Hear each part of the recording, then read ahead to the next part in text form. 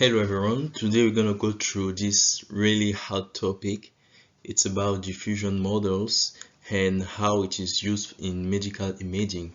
Because one of the issues we have with deep learning models is the lack of data, and it is even more prominent in medical imaging. So we're going to see how diffusion models has been used to augment data in the medical field. And as you can see, this image, for example, has been generated by Stable Diffusion. This is an open source model which generates realistic images from text prompts. So the content, we start first by talking about the classical data augmentation methods, then go through the deep learning based augmentation. After that, provide a little background on diffusion models so that we can dive into some applications, some papers that have used the diffusion models. So for classical data augmentations, it's really straightforward and simple to apply. For example, we have rotations, we have zooming, we have histogram equalization and more.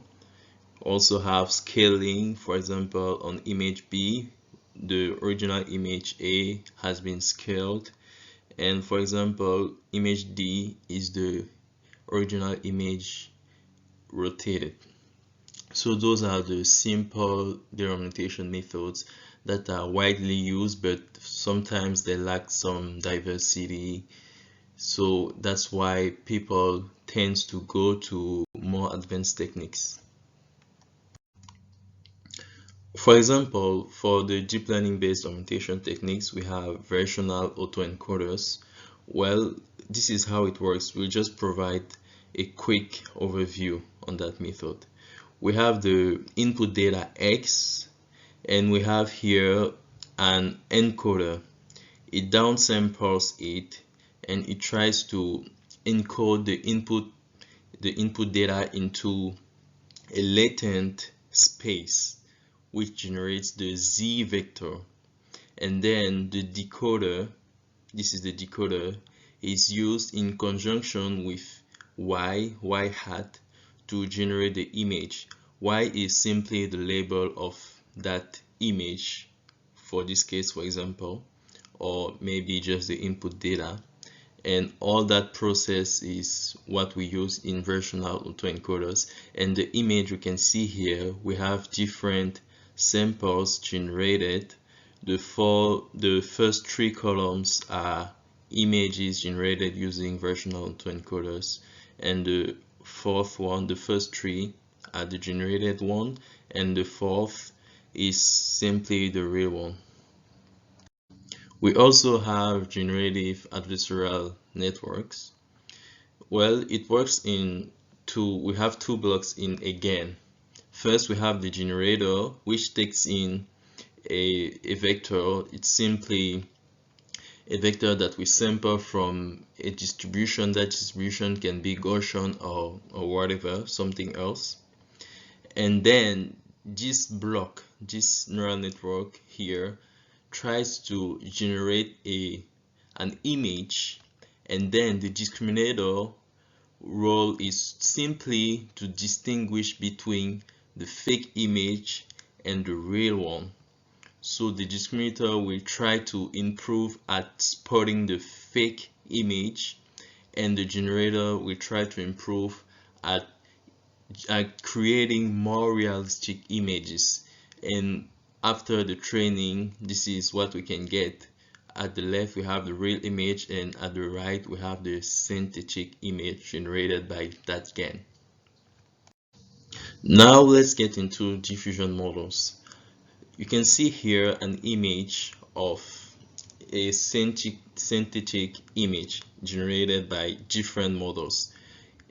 The first row, the image A, has been generated by OpenAI DALL-E model. DALL-E 1, the second has been generated by DALL-E 2, the upgraded version of DALL-E 1. The image C has been generated by Imagen, this is from Google, and finally image D has been generated by Stability AI. You can just read the description for the prompt that has been used to generate those images. The diffusion model is done in 2 steps. We have the forward diffusion process. It consists of adding noise to the input data. Here we have the original image, and we add noise to that image in several steps. In several steps, 3 steps in total. So we progressively add some noise to the image, and we get this one. And now we have the reverse. Now we have the reverse diffusion pass. It simply consists of going from the noisy version to the original image. So the model, the neural network here, will try to approximate the noise that has been added to go from x of t to x of t plus 1. And it will do that operation until getting to x0. For example, here, this is what the neural network will do. It will try to approximate the noise that we added on xt minus 1 to get to xt. And this is the training process. This is the training algorithm for the forward path. And this is the sampling or the reverse diffusion process. So as you can see, we start by sampling the image without noise x0, and then we sample just a number from 1 to t, and then we sample the noise, and we simply add that noise to the original image to get x of t. This one is the expression of x of t. Right here we have the expression of x of t. So we add noise to x0 and we generate x of t, and the neural network will try to predict. This is the prediction, the noise predicted by the neural network to approximate this one. That's how it will work, and the network will get upgraded as we go. And then we have the sampling algorithm, which will go from the end to the beginning. So it will try to, using the approximation from the neural network, it will try to generate the original image x0. And the architecture that is used here is a U-Net. A U-Net is simply an encoder-decoder. This part, the first part that downsamples the input image, is the encoder part, and the other one is the decoder part, and it has skip connections. The skip connections, those are the skip connections. It simply connects some blocks from the encoder to blocks to the decoder. This is the U-Net architecture, which is widely used for that kind of case, because what we try to approximate here is the noise, and so that's why we use an U-Net for which the input has the same dimension as the output.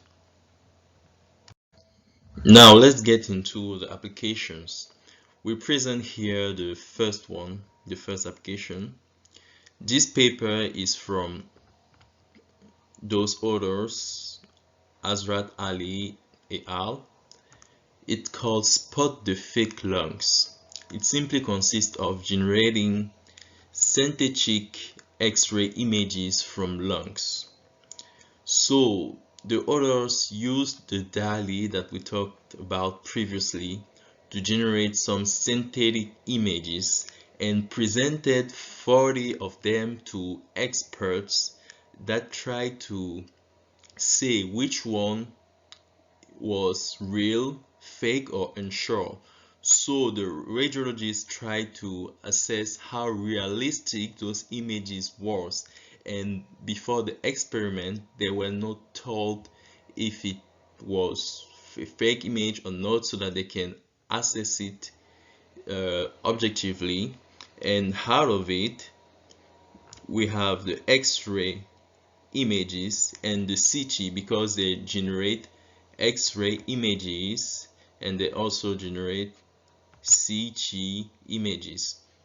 And as you can see here, 13 of the X-ray images were told to be real by the first radiologist, and from the CT most of them were labeled as fake. So this proved that in some sense we can use the diffusion models to generate realistic images that can even fool experts. So those images can be used to train neural network classifiers in order to advance the field for this case, for example. Now let's move to the next application. Here we have another case. In this paper, the authors try to create synthetic images for skin pathologies. Here, for example, this is the data set, the Fitzgerald skin type dataset. It has different skin tones. The lighter ones are the first numbers 1, 2, and the darkest are 5 and 6. So the procedure here in that paper, they try to select from the test set. They select a certain number of images that they will use to generate synthetic one. So simply put, they select images from the test set, and those images are called seed images.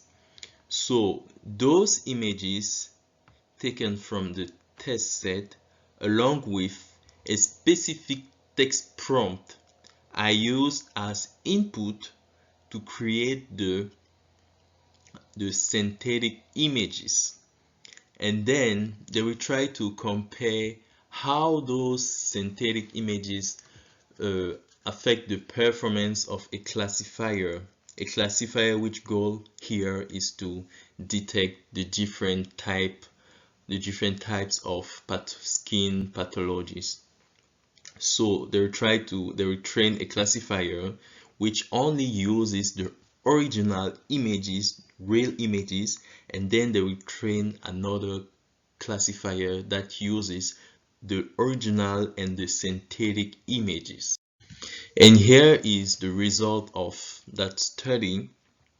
For example, this first diagram, this first one, upper left, is trained on FST 5 and 6. So it's trained on the darkest skin tones in the data set. And we see the different bars.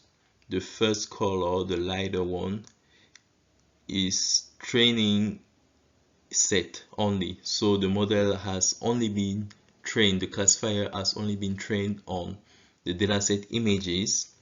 And then the second color here, it's trained on the training set and the seed images. And finally, the DALL-E and seed, the purple color, is for the classifier trained on the real images, the seed images, and the synthetic images. And as we can assess, they perform pretty well with the DALL-E and seed images added to the training set for that classifier, as we can see on all of those diagrams. So it proves that the synthetic images were able to get a model, a classifier which has better performances. Now let's move to the next application. Here we have another application, and now it's for 3D images, brain images.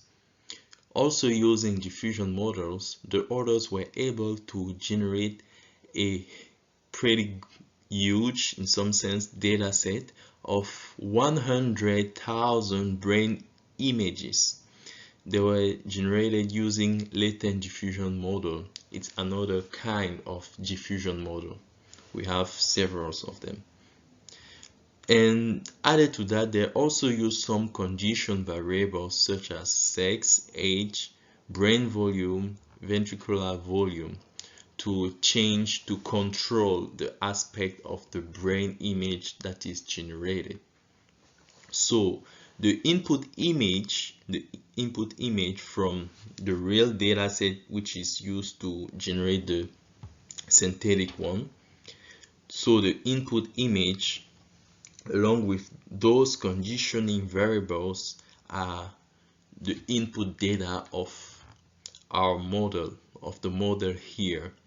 They are first compressed into a latent space, and then the diffusion process is applied with the latent vector that we have obtained here instead of the image itself. And they also use another technique, denoising diffusion implicit models. This is used to reduce to speed up the sampling process and to reduce the time used to generate a synthetic data.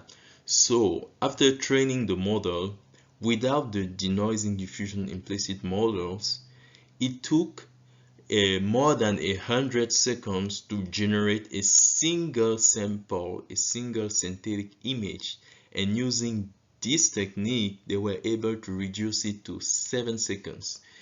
It's a huge gain, even though the performances suffered a little bit when applying this one. So those are the different images generated. The first row is the versional autoencoder GAN. So they had to compare the generated images with their model with other generated images with another models that have been taken as baselines. Basically here you can see the VAE GAN, here the LS GAN, and those are the samples generated by those baseline models. And here we have their model. Here we have the real samples, here the second row, the real images. The third row is their model, and the fourth row, their model using the diffusion implicit model technique, which reduces the sampling time. So those are the different results for this paper. And they also try to assess how realistic the synthetic images were using this measure, FID. This is the Fresnel distance. So this FID is used to assess how realistic a synthetic image is, and those other metrics, MSSSIM and 4GR SSIM, are used to assess how diverse are the images, and the smaller the better. So as we can see here with the latent diffusion model, they were able to get those results which are the best results. So the synthetic images that were generated are pretty good in terms of diversity and also in terms of how realistic they are. So basically this is where we wanted to talk about the problem of lack of images in the medical field that kind of slow down the different advances of deep learning in that in the medical field, and how we can tackle that using those popular diffusion models. I hope you enjoyed the video and don't hesitate to subscribe. And if you want to learn further about that, those are some references. And apart from that, there is also a blog post that I did that goes into deeper details. So thank you and see you next time.